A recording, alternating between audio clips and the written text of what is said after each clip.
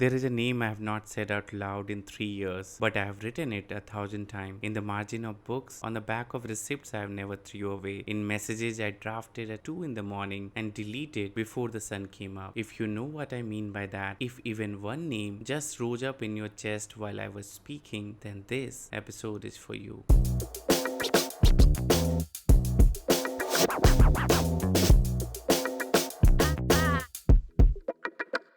Hello, I am Anurag Paul, and this is Life Talks with Anurag Paul, the show where we sit with the things most of us only think about when no one else is watching. Today, there is no guest. It is just me and a story I have carried for a long time about a kind of love almost everyone has felt and almost no one talks about. This is going to be a quiet episode if you can find a quiet place to listen. There is a kind of love that doesn't announce itself. It doesn't arrive with grand gestures or declaration. It doesn't show up in the songs people write or the movies people make. It lives somewhere quieter than that. In the way you remember exactly how someone takes their coffee. In the way your eyes find them in a crowded room before your mind has caught up. In the way you save a screenshot of something they said in passing because you knew even then that you would want to read it again later. This is the love that lives in the pause before you reply to their message. The love that makes you change your shirt twice before a meeting they will be in. The love that has you driving the longer route home because it passes their street. That is the part that is hard to explain to people who have not felt it. The completeness of a love that exists entirely inside one person. A love that has never been spoken and yet has shaped years of someone's life. I think most of us have loved someone this way at some point. A friend, a colleague, someone we met at the wrong time, someone we met at the right time but did not have the courage to recognize, someone whose presence in our life was so quiet we didn't even realize until much later how much of us was tilted toward them. The strangest thing about quiet love is that it can feel more real than the loud kind because it has nothing to perform. It doesn't need to be witnessed to exist. It just is, sitting in the chest, patient, stubborn, familiar. If you have ever loved someone like this, if you are loving someone like this right now, I want you to know something. Before we go any further, you are not broken. You are not the only one. So why do we do this? Why do we love in silence when speaking might change everything? The easy answer is fear of rejection, and that is part of it. Nobody wants to hand their heart to someone only to have it returned. Nobody wants to ruin a friendship. Nobody wants to be the one who said it too much. But I think the real answer is deeper than that and harder to admit. We stay silent because the maybe feels safer than the no. As long as we do not speak, the possibility stays alive. As long as we do not ask, we do not have to hear an answer that would end the story we have been writing in our heads. Quiet love lets us keep the person. We get to keep imagining the future. We get to keep the version of them that lives in our mind. The one who maybe, just maybe, feels the same way. The moment we speak, we hand them the power to take all that away. So we stay quiet and we tell ourselves it is because we do not want to make things awkward, or because the timing is wrong, or because they are with someone else, or because we are with someone else, or because we are not ready, or because they are not ready. But underneath all of those reasons is one truer reason. We would rather live with the question than live with the answer. And here is the part nobody tells you. That kind of silence has a cost. It doesn't stay neutral. It doesn't stay just sit there politely waiting for you to be ready. It grows. It settles into your body. It becomes the shape of how you love everyone else who comes after. You start to confuse longing with love. You start to believe that real love must always hurt a little. You start to choose people who are slightly out of reach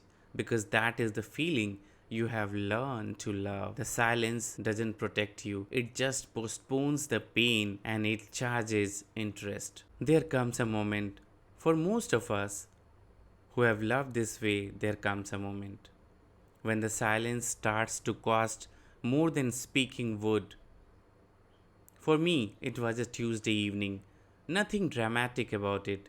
I was making tea, the kind of mundane moment where life decides to ambush you, and I caught myself again composing a message in my head to someone I had been composing messages to in my head. for years. And I just stopped with the cup in my hand and I asked myself a question I had been avoiding. How much of my life am I going to spend speaking to people who cannot hear me? That was the turning point.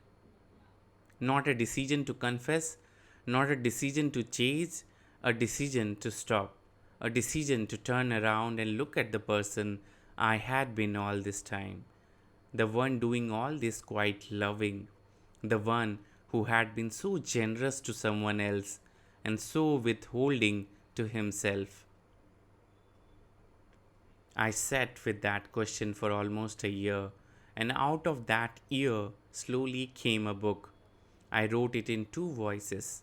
One voice belongs to the person who loved quietly, the other belongs to the person who was loved without knowing it, because I realized something while I was writing.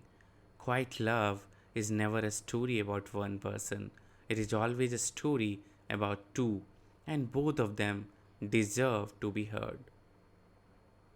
I called it I Loved You Quietly Until I Learned to Love Myself.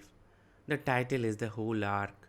Three movements: the loving, the quietness, and the moment a person finally turns toward themselves.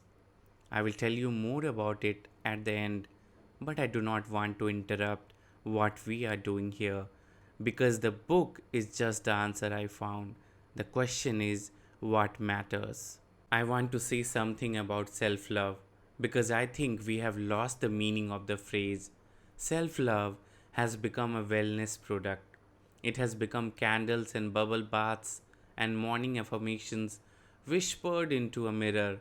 It has become a Sunday activity, something you do for an hour and then put away. And listen, there is nothing wrong with candles, there is nothing wrong with taking care of yourself in those ways, but that is not what self love is. Self love is not soft. Self love is one of the hardest things a person ever does. Self love is choosing your own peace over someone else's approval, even when that approval is the thing you have wanted your whole life. Self love is stopping in the middle of a sentence you have said 100 times to make someone else comfortable and not finishing it. Self love is letting a message sit unanswered because answering it would mean abandoning yourself again. Self love is walking away from a person you still love because loving them has come to mean disappearing. Self love is not the bubble bath.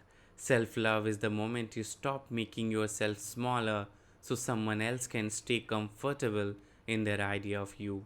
It is unlearning years of believing that the way you earn love is by needing less of it.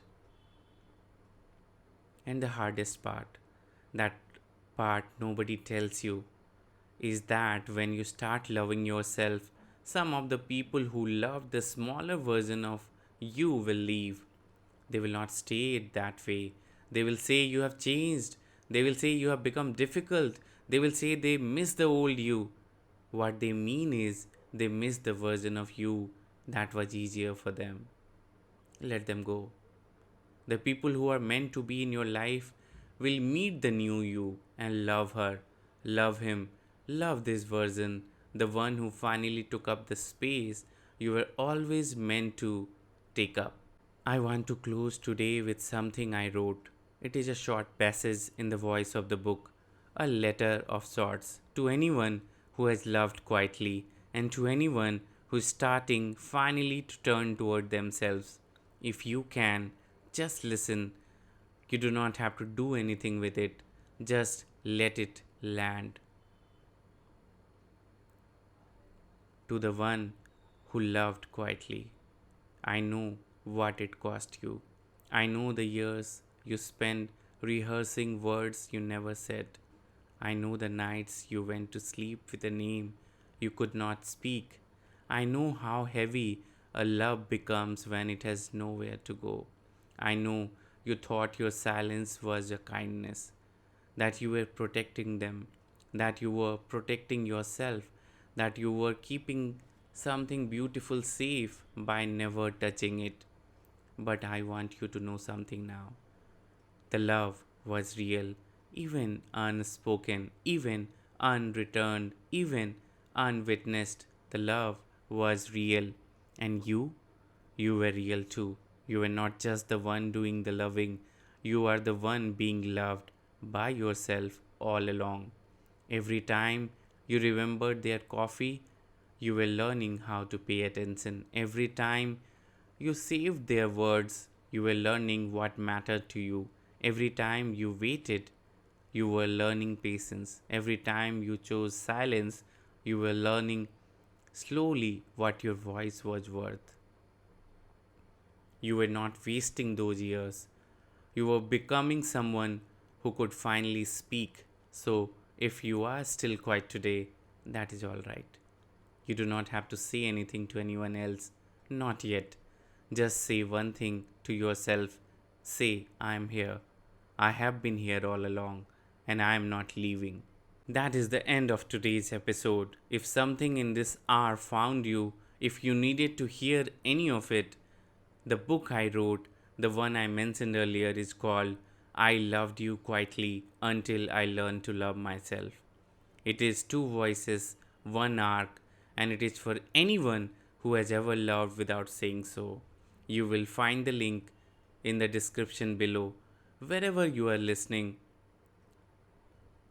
if this episode meant something to you, the most helpful thing you can do is send it to one person, not many, just one, the one whose face came up while you were listening. They will know why you sent it. I will be back in next episode. Until then, take care of yourself this week, especially the quiet parts. This is Anurag Paul, and this was Life Talks with Anurag Paul.